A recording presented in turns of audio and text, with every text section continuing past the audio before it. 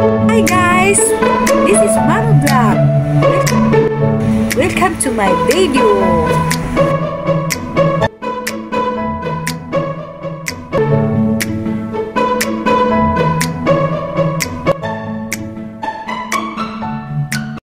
For today's video, ayan po ang pagbiyahe namin guys.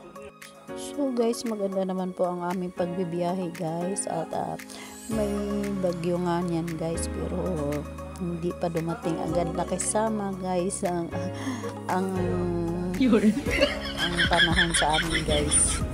So guys, nandito na po kami sa loob ng bus guys. So guys, ito po ay paligid po ng sa alin po. Wow!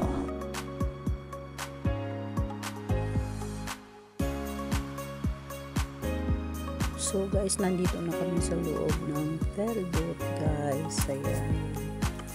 Palawak po ang mga upuan. Wala gaano ng bibiyahe guys, kasi masama nga po ang panahon ngayon at hindi po weekends.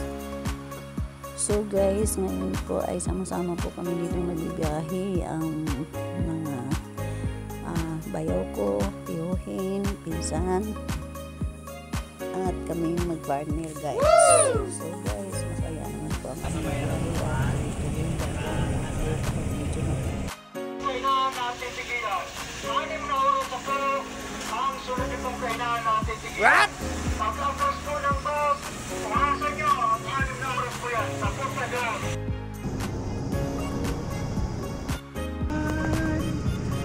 Ang kabundukan.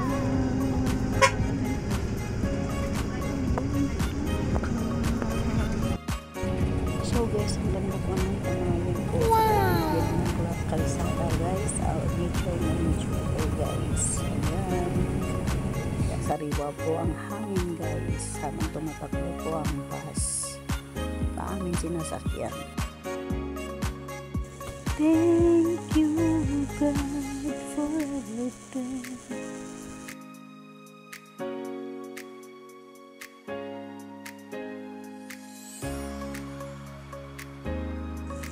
So guys, napakahabang tower guys. Wow! Siguro guys, may na po ang may-ari nito. Sobrang haba ng building